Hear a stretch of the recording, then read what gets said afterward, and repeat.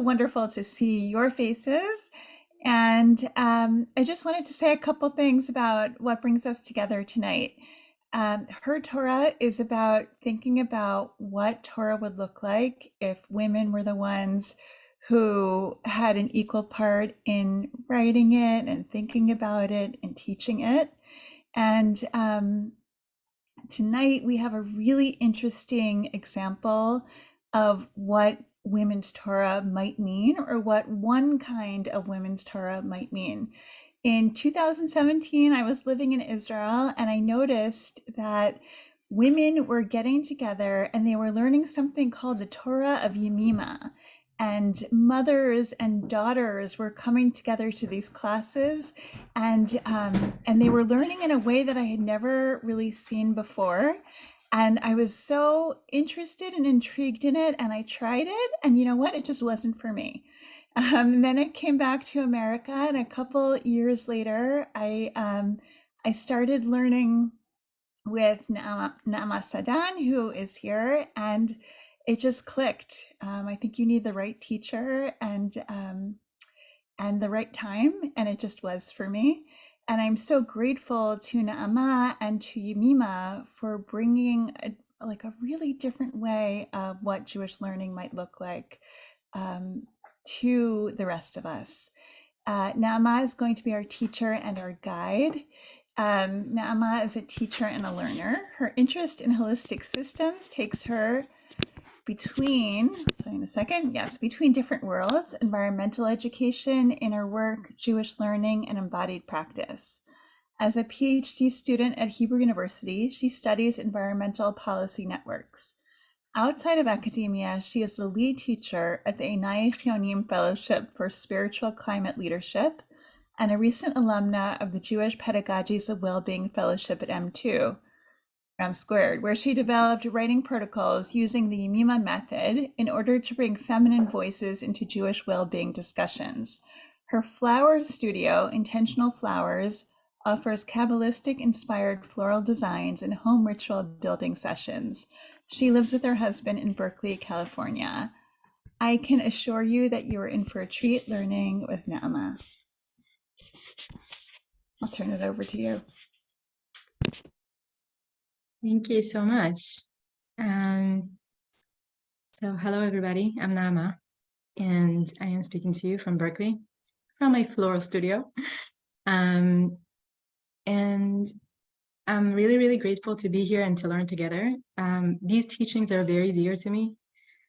And I wanted to start just with how I met Yemima's teachings. And I hope to be able to really transfer it to you in the best way possible.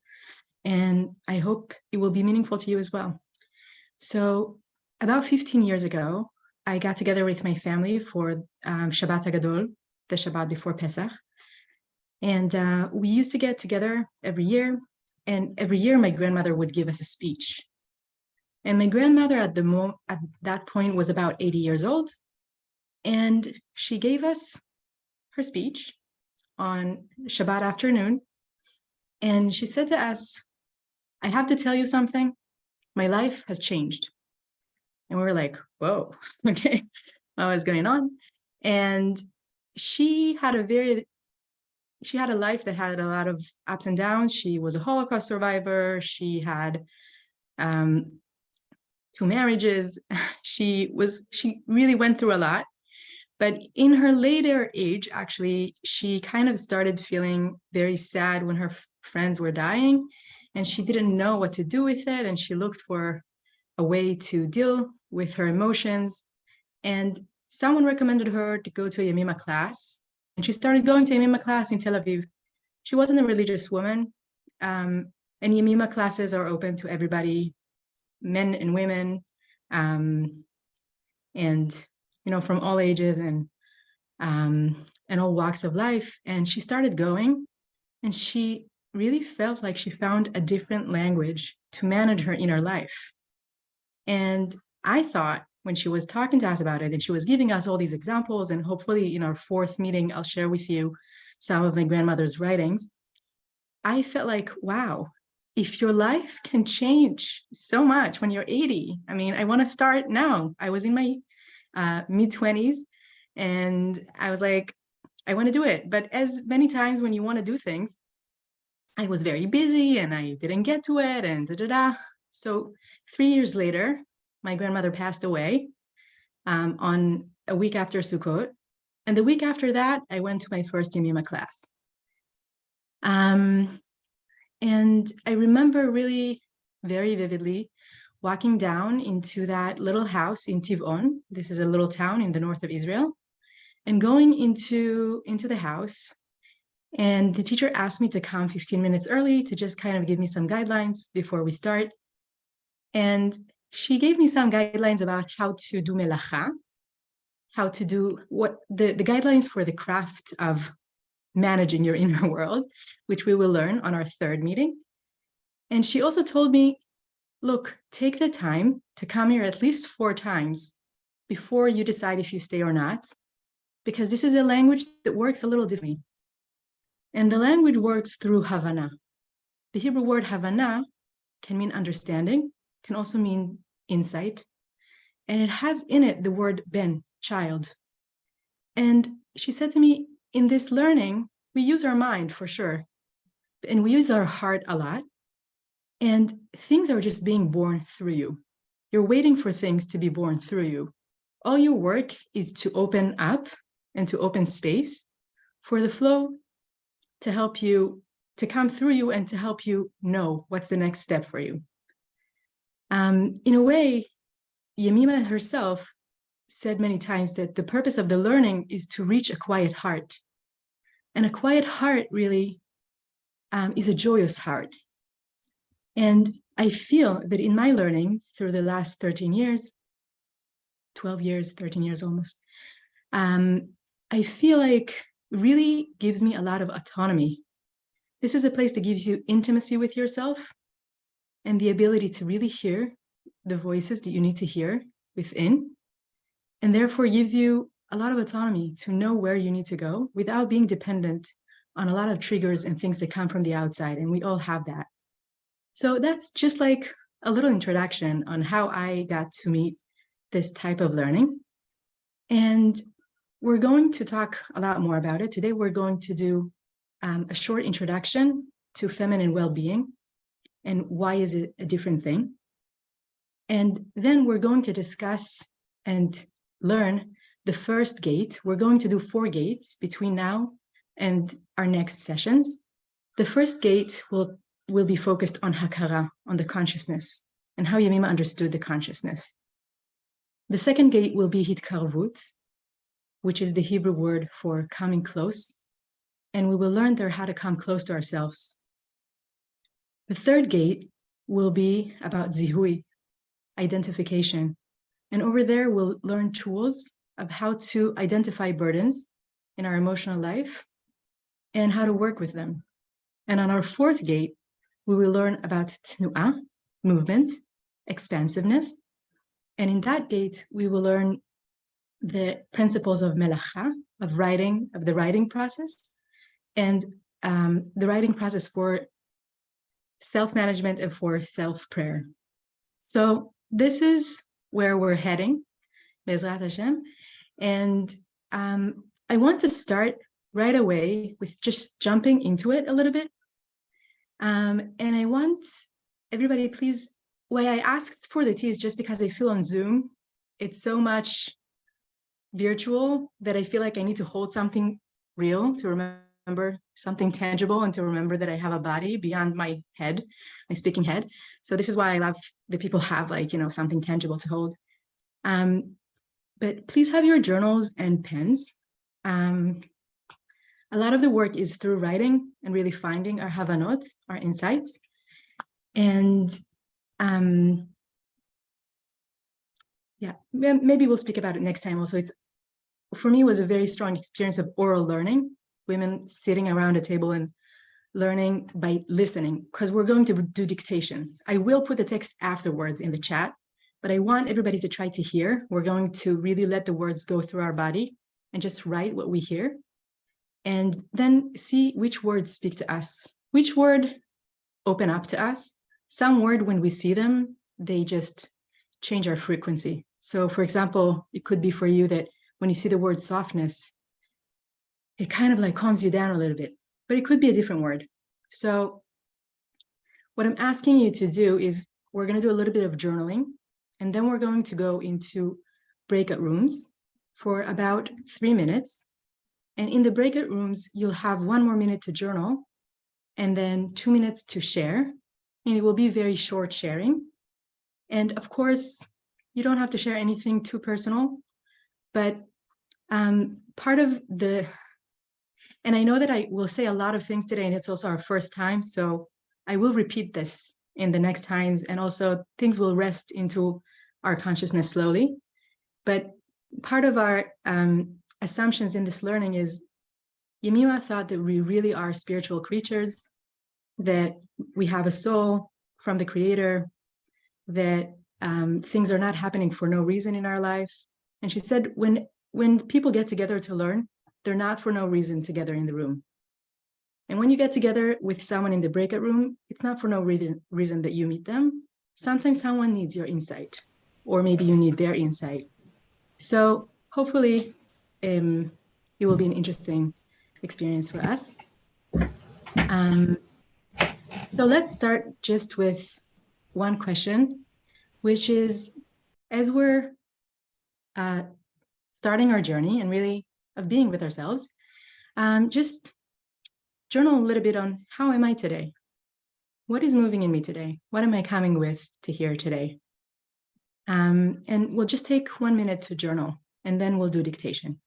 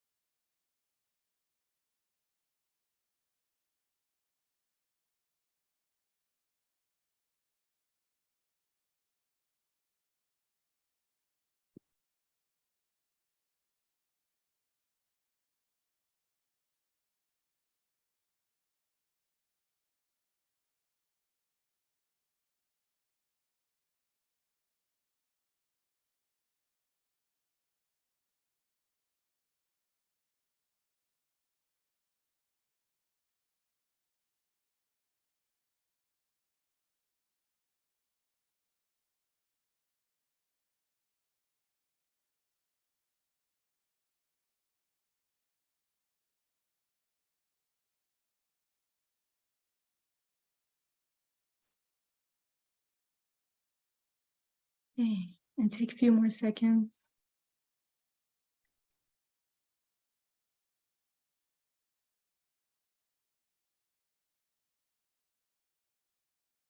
All right, so I will dictate now 2 snippets from Yemima's writings. I always give the lineage before I dictate, so these words were given from Yemima Avital to Idit Shalev, who gave them to me, and now I give it to you to be yours. I'm starting the dictation. When you are grateful, you are filled with eternal joy.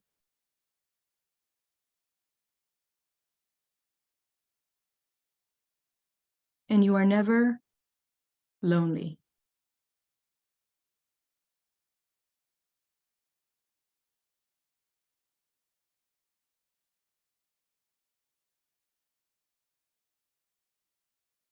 Gratitude means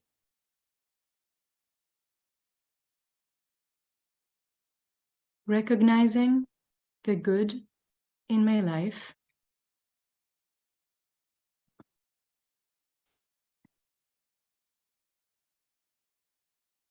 that my life is curated for me.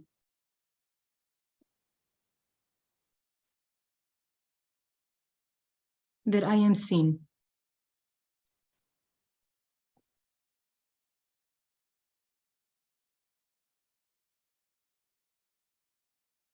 Existential loneliness dims in light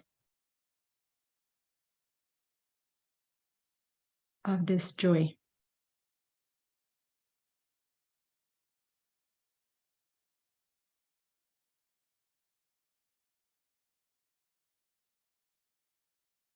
Second particle.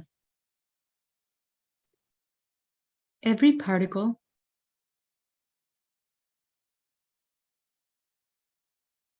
carries the full spectrum of light.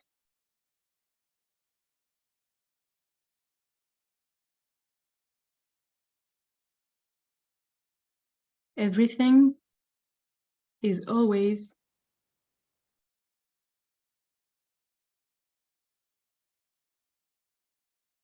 relational and partial.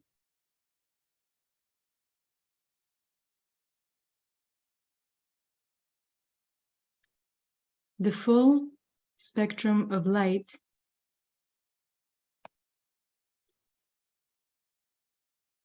lies in every partiality.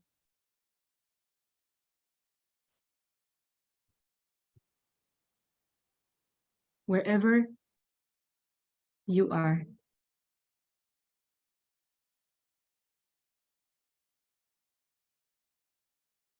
For this moment,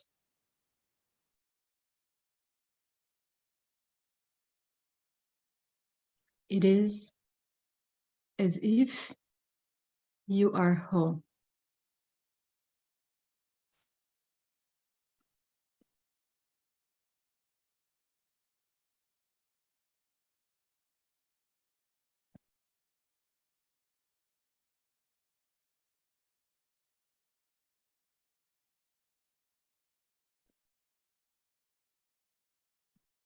The particles are in the chat if you want to look at them as well. We're going to move into breakout rooms, and in the breakout rooms, we will have 3 minutes. So please take 1 minute still to just journal with yourselves as you go into the breakout rooms. Look at the words, see what speaks to you, what words open to you, and then take 2 minutes to share with each other one thing, either about how you are today or about the words that speak to you. And we'll see you back here in just a few minutes.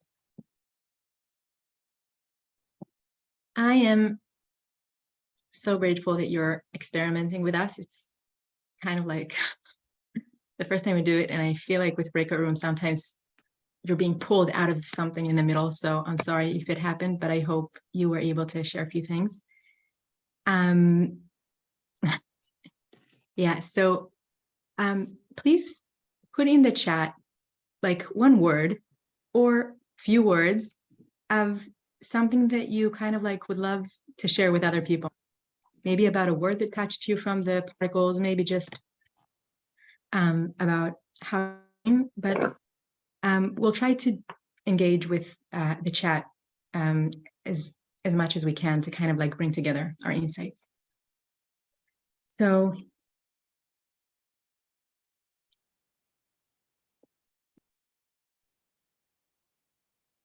I'm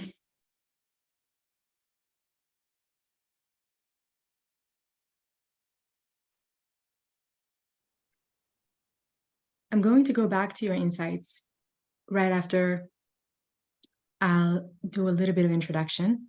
So maybe I'll just, before I'm speaking, give you 1 minute to just put things in the chat before I'm talking again. Thank you. So good to see this. I am seen. Everything is relational and partial.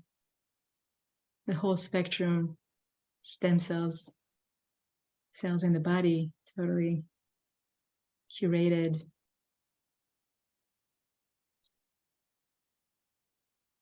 Yeah, we totally share emotions, very similar ones.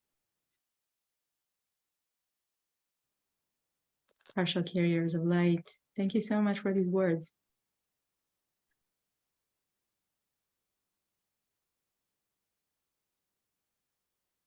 We'll talk a lot about particles today.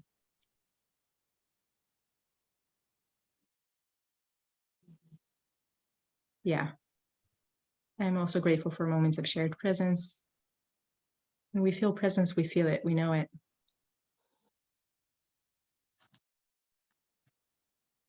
I can't wait to find the quiet heart too. Totally. It's there. And we need to find it again and again. That's the beauty about the practice. Okay, amazing. Thank you so much. I'm totally going to go through all of it, and maybe we'll even share all of it, Arya, afterwards. Yeah. So often Yemima sometimes says very firm things too, and often I imagine her like a grandmother, like this. I don't know if you have these kind of grandmothers, some of us do, who are like, even when they say firm things, they're not judging you. They're just like, they're there for you. So, okay. So, really just few words about what is it that we're trying to do here with this feminine well-being and our journey towards a quiet heart. I was going through a lot of these parts that Yemima gave. She called them parts, halakim in Hebrew, and really beautiful parts. Over the years, I learned a lot of them. I deepened in a lot of them. I also learned with other teachers. And this series really is an attempt to create a gate into a work that is infinite and is wonderful. And we might call it human literacy or spiritual emotional literacy. And spiritual emotional literacy is so essential to our life. It's the literacy that helps us read situations, understand the grammar of relationships, do the math of responses to life events or people, and describe the structure emotional responses to ourselves and others. Sometimes it seems like we're supposed to learn this literacy from the air around us. We're supposed to just know how to deal with emotions, deal with our spiritual anguishes, maybe from our family, from our friends, but not all of us have the social structure that are a good learning environment for this literacy. And then we might think of ourselves as problematic. We're like, why am I not able to deal with my emotions and seek therapy? And I mean, therapy is great, and everybody that needs it, I think it's amazing. But sometimes it's not that we have any problem, it's just that we're not so literate. That's my feeling after learning and practicing. Maybe it is because the new family structure or the lack of tribe, and maybe this is how it always was. But I think we all know that in the last 50 years, there seems to be so much talk about well-being, and a lot is coming from Eastern traditions, and in Jewish tradition too. We're hearing more and more about Chassidut and Musar in places where we can get tools to work with our emotional and inner world. And I love learning this. I have learned Chassidut and Musar many years, but the thing is that these teachings have emerged in a very masculine environment. These teachings emerged in rabbis' courts with men that left their families and came to being like this close groups of friends, which is, again, incredible. And we got so many incredible teachings from it. But I feel sometimes that some topics are just not covered because it's not in this life experience that happens there. And as much as I really enjoyed in my life the ability to learn in Bet Midrash for many years and to really get so much energy and Torah from there, I always felt that there's also something else. And this week I was listening to a singer that I love very much, Hasidic singer, and he was singing this thing, and then he would say, and people ask me, where did you write this niggun? And I tell them, I wrote it in the most cozy place in the world. And you think he's going to say, in my living room. And he says, I wrote it in the best midrash, the place where energy always flows to me. And I thought, this is so true. But I was just learning Yemima's teaching for SVIVAH Omer, which is the time that we're now between Pesach and Shavuot. And she speaks about how when the person is in their home, this is where they're most centered and where they can get so much energy and lose their scatteredness, the emotional scatteredness. So I was like, this is so interesting how really emotional alignment with God, all kinds of things that can be really weaved together can come through the Bet Midrash, or they can come through other places. And Yemima Vital, she was born in 1929 in Casablanca in Morocco, was a very big spiritual teacher in Israel. She came to Israel in 1949 and died in 1999, and taught for many, many years spiritual teachings just from herself. She was just, I don't know, some kind of a medium. And she spoke to people about their relationships with their family, with their partners and kids and parents, and about their daily life experiences, and about birth and menstruation, and all kinds of experiences just weren't part of other fields where these teachings emerged. And I think that for me, she brings so much, not only the life experience of maybe a lot of women, or maybe men also, like in different parts of their life when they're not able to just leave everything and go somewhere, but also a lot of softness. All this work that we're going to do is really dependent on the ability to soften and wait and put boundaries and containers. And that's a very feminine thing to do. That's a very bodies with womb thing to do, to put a lot of containers and to be able to wait and to be able to be soft. And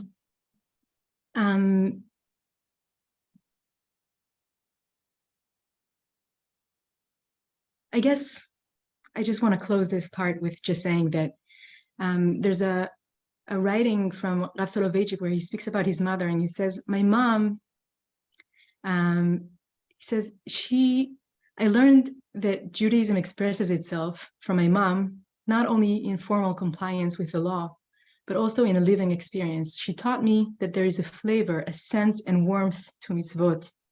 I learned from her the most important thing in life, to feel the presence of the Almighty and the gentle pressure of their hand resting upon my frail shoulder. Without her teachings, which quite often were transmitted to me in silence, I would have grown up a soulless being, dry and insensitive. And I love this description because I feel it's very true that a lot of people had the opportunity to learn well-being from their mothers and to become people who are, that are not soulless beings and dry and insensitive, but not everybody. And therefore, I feel that really Yemima and her teachings, and other female teachers too, I'm sure, are just bringing like such gentle, tender thing that we all need. They teach us how to do warmth. When he said that thing, that she told me that there's scent and warmth to mitzvot, I felt that's what I'm learning with Yemima all the time. She teaches how to reach warmth, how to create warmth. And that's part of the path to the quiet heart. And I think these teachings are so needed for us. I mean, definitely for me. And I think we need it in other parts of our lives as well.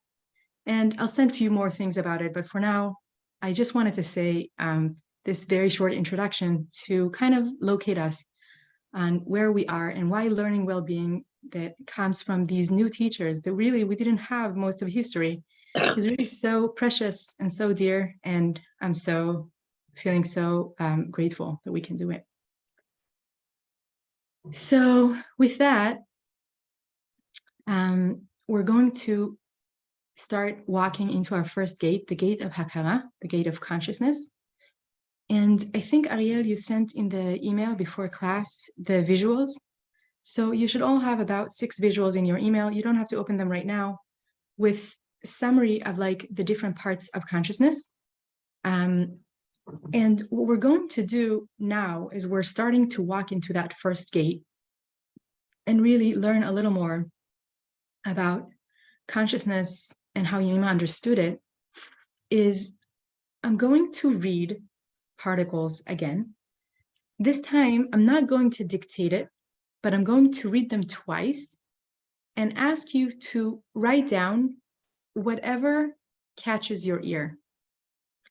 We're going to do it in 3 parts. So first, we're going to speak about the particles, the fact that our consciousness is made of many parts and particles. Then we're going to speak about the softness, the Hakara that needs softness, and that the processes in the Hakara happen through softness. And then we're going to speak about the third character of the Hakara. And the third character of the Hakara is the fact that it's like a field, that it has seasons. So for every one of these, I will read 2 particles. We're not going to dictate them just because our classes are relatively short. So we're going to, I do want you to hear it in your ears and write down things that come up for you. And I will put it in the chat box afterwards. All right, so before we're really diving deep in, I feel like I need to sing a little bit. A lot of the classes in Yemima start with singing because we're really doing work with our energetic body. And there's something with music, I think, that really kind of like goes to that place. So she also started her classes many times with singing. And the nigun that I wanted to share here today is a nigun that originally apparently came from Chabad. And some people know it as a nigun for Yom Kippur. But in Israel somehow, maybe it was the first Zionists that came from Chabad houses, it became a lullaby. So it became a song that mothers sings to their kids before they go to sleep. And I learned it first as Shan Bni Shan Bimnucha, as a just a Hebrew lullaby. And afterwards also understood that it was a Chabad nigun. And I thought it was appropriate for us because this is what we're trying kind of to do, right? To really take the holy world that usually is in the Beit Midrash or in the shul, in the synagogue or in the learning halls, and really bring it home to the lullaby, to the most private place, and kind of reroute it there. So I'll sing it one time, and feel free to join me if you want, wherever you are. And then we're going to step through the first gate of Hakara, of consciousness. So I'm just going to sing the melody.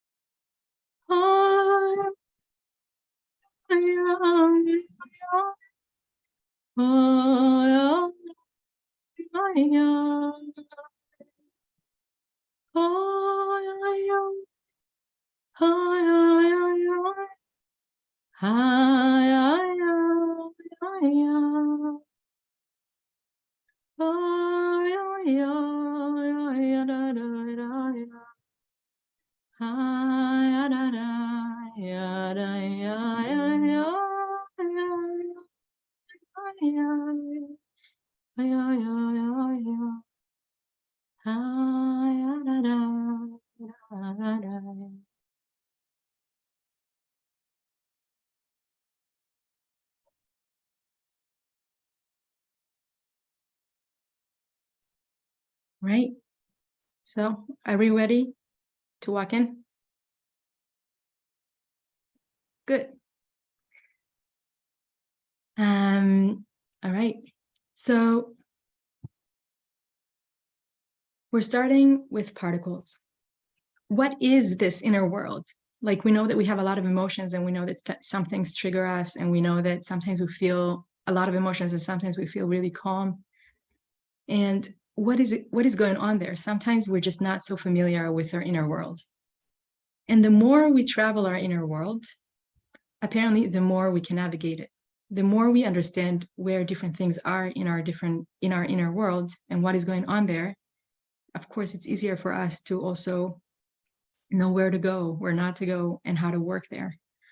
So when we're trying to start thinking about our consciousness, Hakara, about our this kind of like very thin layer that allows us to understand what is going on, we want to kind of like start thinking of what does it look like? Why do I experience some things in specific ways and not experiencing other things in that way? And what is happening when I get like all these stimuli and all these experiences and I kind of like take them in? And the first thing that Yemima taught in her introduction, so she used to teach 4 introductions to the learning, was that we need to know that our consciousness is made of many, many parts and particles. So I want to read to you really just few sentences from this introduction. And I'm going to read it twice. And just please write the words that catch your attention. The purpose of this preparation is to prepare you for a complex, step-by-step study. At each stage, there are parts, and at each part, particles, i.e., in this complexity, there are boundaries that allow order, and their purpose is to clarify and strengthen. The purpose of this preparation is to prepare you for a complex, step-by-step study. At each stage, there are parts, and at each part, particles, i.e., in this complexity, there are boundaries that allow order, and their purpose is to clarify and strengthen.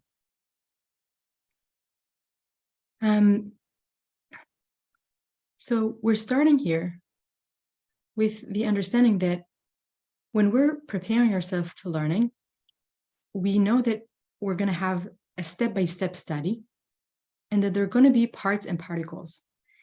And I'm sure you already have insights about it. And if you do, please put it in the chat box. Because as I said, Havanot, the insights are coming to people. Some of us are birthing easier than others. So some of us really kind of like things click to us very fast. Some of us through conversation. But what we're saying here is really that the consciousness, the Hakara, is a place where there are like a lot of parts and particles.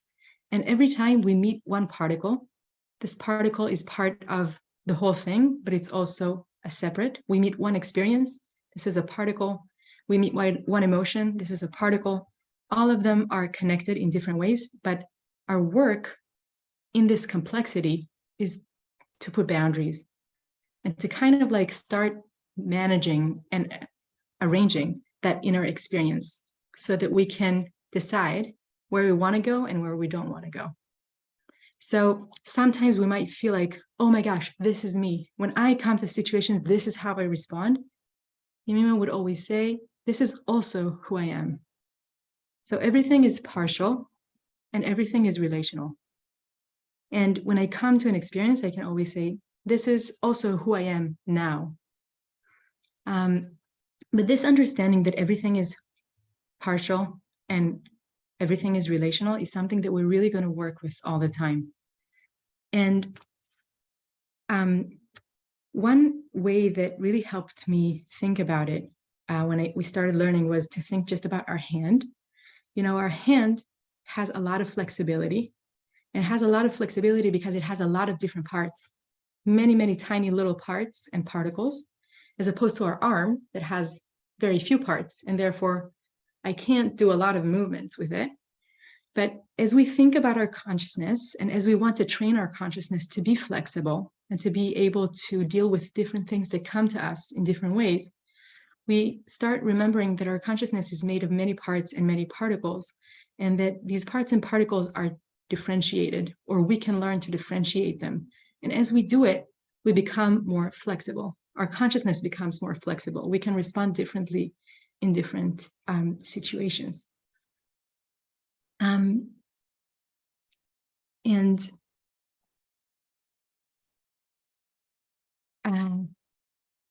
we started with that little snippet where we said that everything is curated for you and you are seen.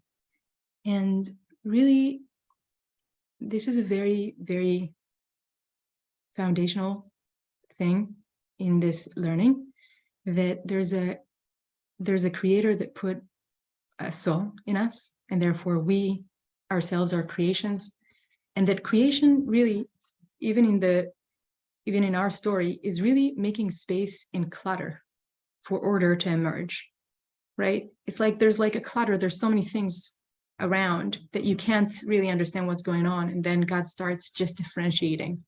This is creation, and this is the kind of work that we're trying to do all the time. The work starts with knowing the inner landscape and the boundaries with them. With the complexity within which we create boundaries, we create intimacy with the different halakim. And to make the boundaries, first we have to explore and start kind of like being intimate with ourselves and to ask, how am I doing today? What was going on today? What's happening here for me? And from I am also to that is also part of me. So that is a little bit of the complexity. But I want to share with you, the chalakim, chalakim v'chelkikim, parts and particles. But I want to share with you another short part. So it's kind of interesting because Yemima called the Torah that she taught, she called it parts. I'm giving you a part. I'm giving you a chelik. So she also thought about her own teachings that like it's partial and relational, that every time you give you something and you understand it in some way, and you'll understand it differently next time, and maybe you'll take also just a very tiny little part of it. But because everything is connected, it will impact the other thing. So the work with very small things is always very important, because all of the parts, even the very small particles, are part of a big system.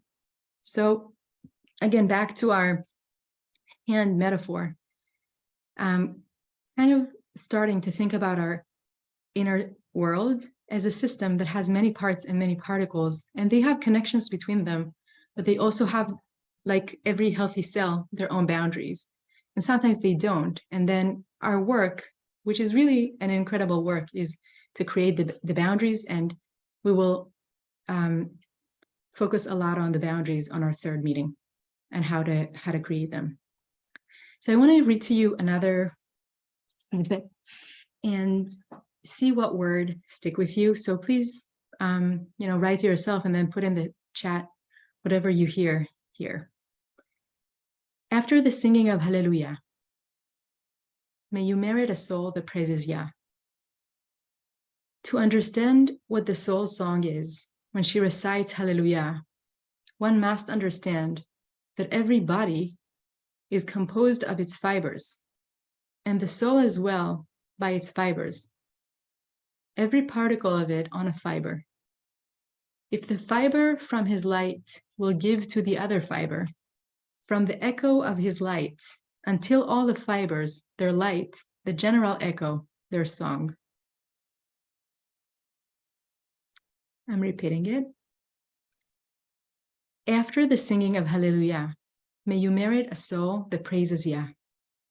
To understand what the soul's song is when she recites Hallelujah, one must understand that every body is composed of its fibers, and the soul as well by its fibers, every particle of it on a fiber. If the fiber from his light will give to other fiber, from the echo of his light, until all the fibers, their light, the general echo, their song.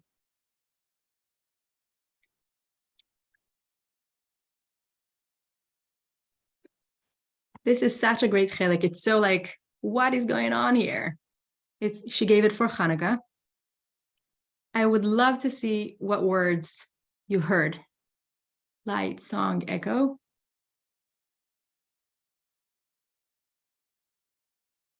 Merit a soul, fiber, soul, song, merit, fiber.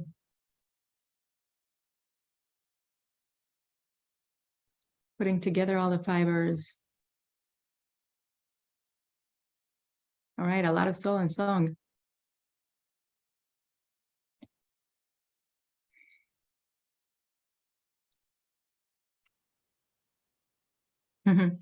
Soul song that reverberates. Hallelujah. I brought this chelek because I thought that it gives like such a flexible image. On the one hand, Yemima tells us that you know, we have this complexity and there are boundaries and there's order and there are parts and particles. On the other hand, all these particles kind of like sing together. And there's this so many possibilities of rewiring. Now we hear all these like brain research all the time around and about plasticity and in the work here, Yemima actually really spoke a lot about brainwaves. And it's interesting because she taught in the 90s. And I think it was a lot before we did all these like brain work that is happening now. But really the question of how to align all these parts together and feel, you know, that our inner experience is aligned is the work that we do, is the work of managing and arranging our inner world. And I know that I'm throwing a lot of things today, but let it just rest in. I promise things will come together. So when we speak about the inner world, Yemima used two Hebrew words, which I will just introduce, and we will repeat them a lot next time and in the third time, omes and yesh. And she taught that omes, the burden, or in English, you can think about it as mess, when there's something messy, in my experience, is when things are stuck, when things are not flowing in song between the fibers of the inner world. And yesh is when this creative flow, the soul within us that really animates us, has open routes and it can move. So I might meet someone who's really annoying to me and it will trigger me and I'll get into a stuck place, which is omes and burden. And I might come a different day and with different energy and I will meet the same annoying person, but I will have the ability to be connected, to know what I need to do and do the next thing. And I will not get so worked up about it. And the question that we really are trying to learn is, how do I move between omes and yesh, burden and flow? How do we recognize them and move between them? That's all the work. Very simple, really is, but also very deep. And I think also this part that we just read about the song and the echo and all that movement is also bringing us to another thing that is very central to our understanding of consciousness and its complexity. And this is that there's energy that is flowing through and we can sense it.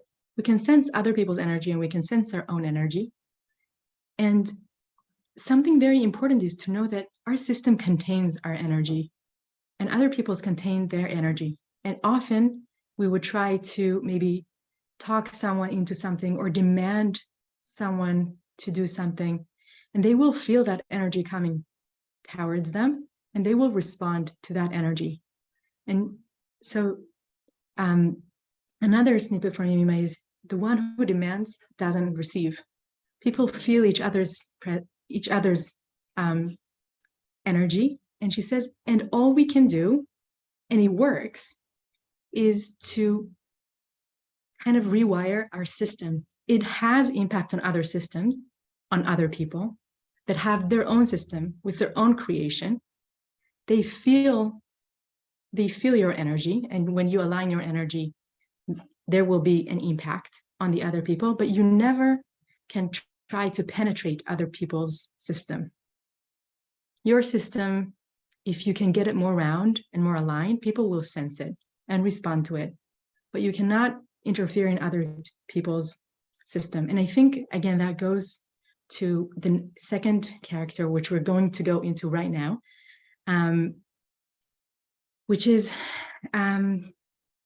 there's really not the masculine kind of like idea, which is important in life in other places, but it's not the Yemima way, of penetrating someone else or of going really strong and having a plan and going forward. It's actually all going inward and all kind of like exploring and rearranging and aligning inside, kind of balancing your hormones almost, but balancing your inner world. So for the second character, we spoke about the first character, which is particles, that the inner world is made of particles and that we put boundaries between these particles and that there's movement between these particles and that we have a whole system and we work every time on a very small place, and that there's burden and flow in the system. The second thing that we want to know about our consciousness is that actually, according to Yemima, all the work has to be done with softness. So I want to read to you another snippet and ask you again to please put in the chat the words that speak to you. The healing will not rise from struggle. Rather, the learner waits for her insight to come. She doesn't hold on to the outcomes, but commits to the work. And she will merit to see that which needs to be released by itself. This is deep. In the insight, there is expansion and reclaiming of your space. I repeat, the healing will not rise from struggle. Rather, the learner waits for her insight to come. She doesn't hold to the outcomes, but commits to the work, and she will merit to see that which needs to be released by itself. This is deep. In the insight, there is expansion and reclaiming of your space.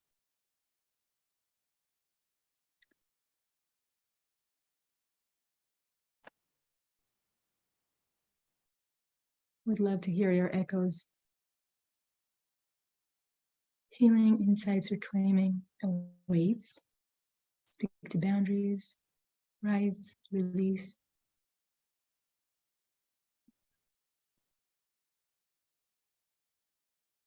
Reclaiming your space.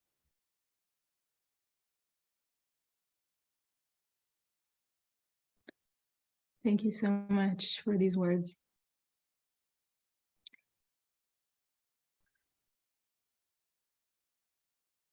I really hear also the beginning, the healing will not rise from struggle. And in the middle of the word Hakara in Hebrew, consciousness, you see the word kar. Kar is a pillow in modern Hebrew. It's a place where you're kind of like soft and calm. And it's almost hard to believe that by being very soft, things can move. But we will really deepen into it. And yeah, it's kar, true, but kar with kaf. And when you flip the letters of kar, and kar in Hebrew also means field, at least in the Bible. And when you switch the letters kaf resh, you get the word rach, soft. And surprisingly, a lot of the work that we will learn to do, especially next week, we will dedicate all our time to coming close to hitkarvut, to coming close to ourselves, is to learn really ways to be softer with our consciousness. Still put boundaries, making things very clear, but in a soft way. And the softness can really create magic. What it means to be soft with yourself sometimes is like to see what is, not what should, and we will really deepen into it. Softening is also really opening up and opening up and agreeing to reality. Agreeing to reality is like such a basic understanding of the consciousness. Again, that creation is not for no reason. Things come to us, and we're not trying to solve problems.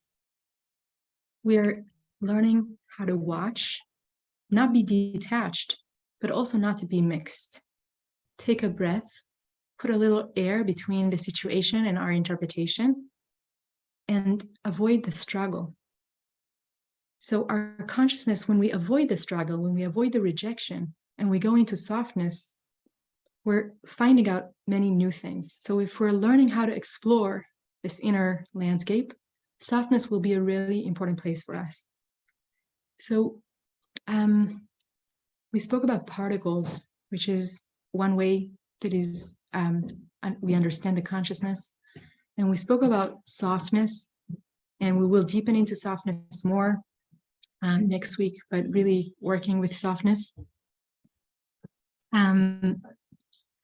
And the last thing that I want to share, I just want to say one more thing about softness, because we're in SVIVAH Omer in the time between Pesach and Shavuot, that Yemima brought a lot of metaphors from the natural world to her teachings. And one that she liked a lot was that we should be like wheat.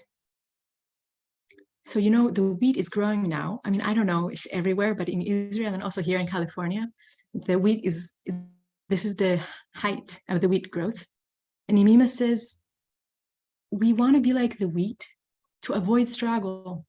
When something comes and we feel so overwhelmed, she says, be soft like the wheat and just turn your head down, let the storm pass, and then we come back to it. Not to fight with the burden, not to fight with the Omes, because we learn about the Omes. It was created in our childhood, and it's very sophisticated, and it's not against us. But with softness and warmth, the Omes is willing to leave and make more spaciousness for us. So softness is really a place that we will park in. Last but not least, the third character of Hakara that I want to introduce to us as we're walking through this first gate is that the Hakara is like a field. It really has seasons. And I think that is, again, something that comes from a teacher that experiences circles. I mean, people who live in a body of a woman, they experience circles all the time. There's all the time cycles. And she says some things, you know, that's something actually pretty amazing about ovulation, that throughout the cycle, sometimes it doesn't make any sense to actually act. Most of the time, except for about 48 hours, it doesn't make sense to act. There's a specific time where it does make sense to act if you want to get fertilization. But as opposed to men's bodies, women's bodies really have cycles, and sometimes it makes sense to rest. And when you learn that these are cycles, you don't have to be the same thing all the time, because it just doesn't work. It's not the nature of things. She says the consciousness too is a field, and the field needs rest. You can't put a seed in the ground, she said, and kind of like then move around it and look all the time if it grows. It's like you have to kind of sow seeds in the field of consciousness and let it rest. So be really respectful to the seasons of your consciousness. And sometimes we'll have really a lot of inner growth and it will feel so great. And sometimes we'll really wait, and that will be part of the process too, because waiting is an action. Hakara pe'ilah, hamtana pe'ilah. Active waiting is a very part of what we're doing. So I want to read to you our last snippet for today and see which words kind of speak to you about the consciousness as a field.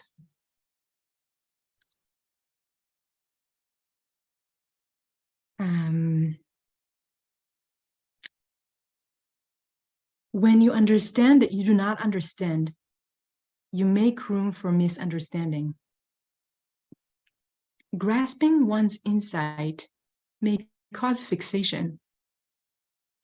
Pushing for instant understanding shows a misunderstanding of the secret of growth. In every misunderstanding, there is an island of understanding. Just about this last sentence, this is just a pun in Hebrew. I Havana is misunderstanding, and I also means an island, but I think it sounds nice in English too. So I'm going to read it a second time, and then I'll read the second snippet.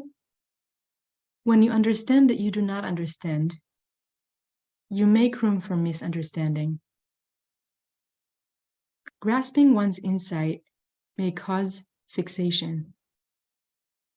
Pushing for instant understanding shows a misunderstanding of the secret of growth.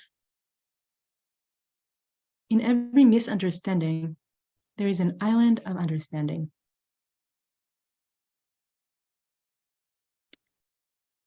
I'm reading the second one. Speak your words and rest. The intimate speech needs conditions to sprout in the field of consciousness. The mind needs rest. Speak your words and rest. The intimate speech needs conditions to sprout in the field of consciousness. The mind needs rest. Please echo back which words kind of like catch you, open to you.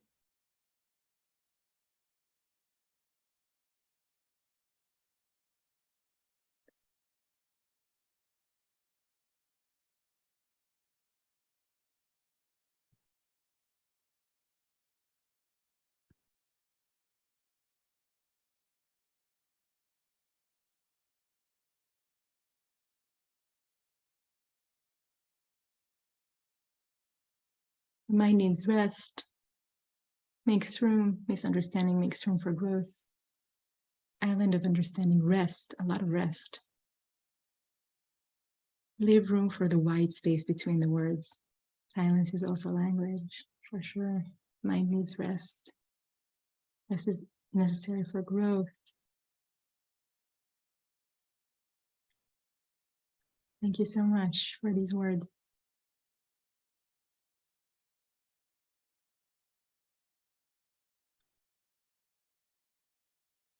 We are in the end of our time together.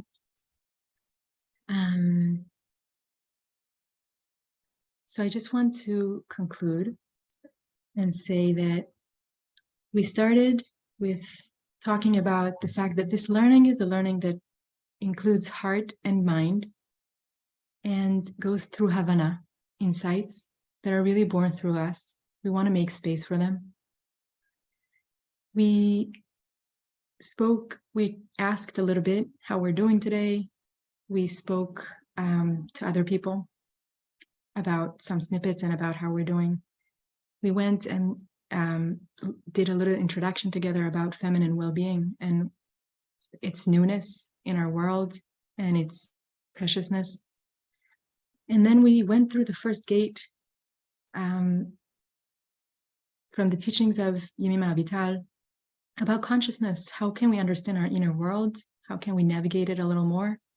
And we spoke about the fact that it's made of particles, that it requires softness in the work, and that it functions in seasonality. And I am so grateful to you for learning here together. And I hope these words will slowly rest into your consciousness, whatever needs to get to you right now. And I'm looking forward to meeting you next time, where we're going to focus specifically on Hitkarvut, coming close to ourselves. And we're going to go a little slower next time because we're not going to have the introduction. So we'll have more time for longer breakout rooms throughout. And if you have any question or you want to ask something in person, I'm going to stay here now for another 10 minutes. But for those who need to finish for tonight, I wish you a good night and we'll see you next time. Thank you so much, Naama. This was so beautiful, and I'm going to need to rest and wait to try to let the understanding come to me over the course of the week. We have 3 more sessions with Naama on May 1st, May 8th, and May 22nd. I also want to let everybody know that our next Her Torah session is on May 2nd at 8:15 p.m.